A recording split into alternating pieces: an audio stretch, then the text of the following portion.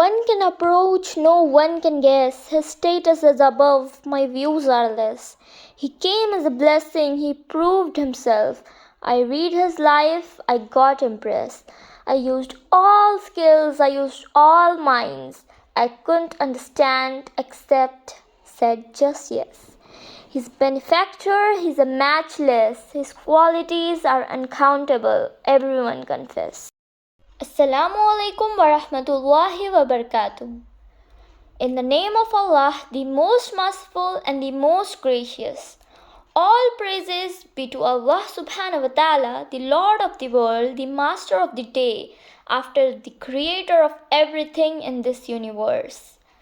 Peace and salutation be upon a Prophet Muhammad sallallahu alaihi wasallam, who has brought us from the darkness into the brightness and guided us into the right way of life. In this good opportunity, I would like to give a speech on the life story of our beloved Prophet Muhammad sallallahu alaihi wasallam.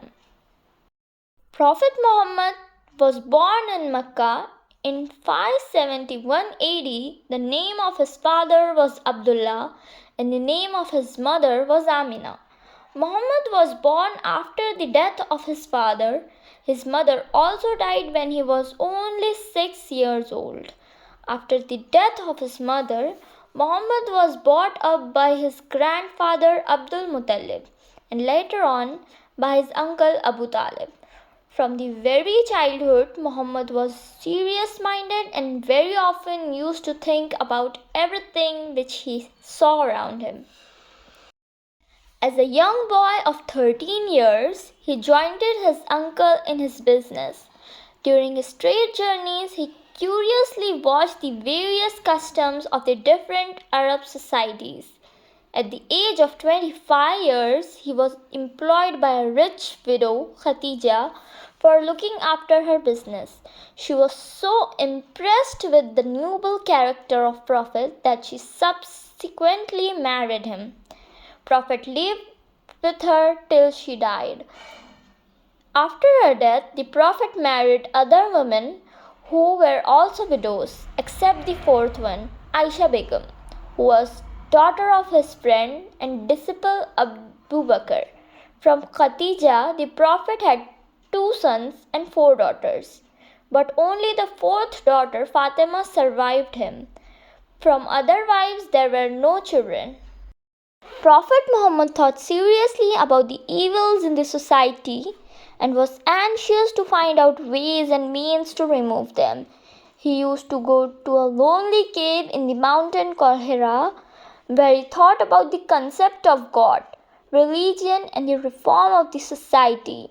It is believed that once in the month of Ramadan, in 609 AD, where the Prophet was meditating in the cave, he heard a strange voice. The voice was from Angel Jibril, who was sent to him by God. Jibril whispered in the ears of the Prophet, Read in the name of Allah, the creator of all things, who made man from a clot of blood. Read, for the Lord is most gracious. He who teaches the use of pen teaches man what he does not know. This was the first message of God to the Prophet. Since then, a series of divine communications or messages of God were received by him on different occasions till his death. Quran is a collection of such divine messages revealed to the Prophet from time to time. In short, the basic principles of the religion which were preached by the Prophet are as under. Allah is one and only one, and the Muhammad is his messenger. Allah is the supreme commander of everything that exists in the world, and that everyone should submit to the will of God. As pointed out earlier, the Arabic word Islam means submission to the will of God. All human beings are equal.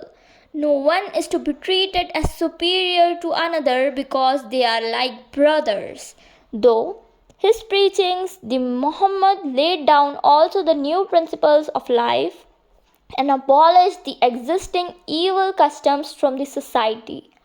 First to believe and obey these divine messages and was Prophet's wife Khadija.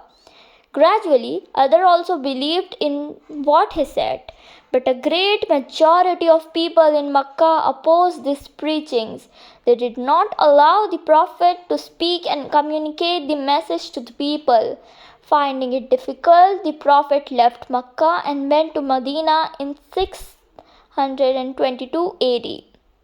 This journey from Mecca to Medina is taken to be a holy mission.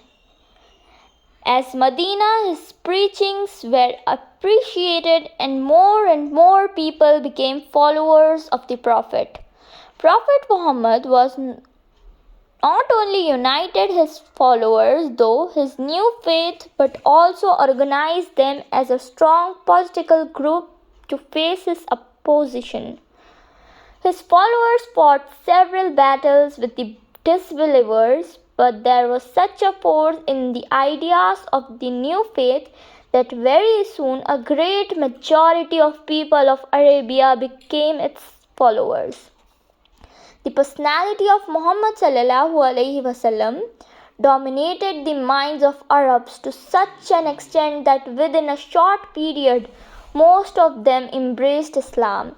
At the time of his death in 632 AD, the Muhammad was the religious, social and administrative head of a big Islamic commonwealth.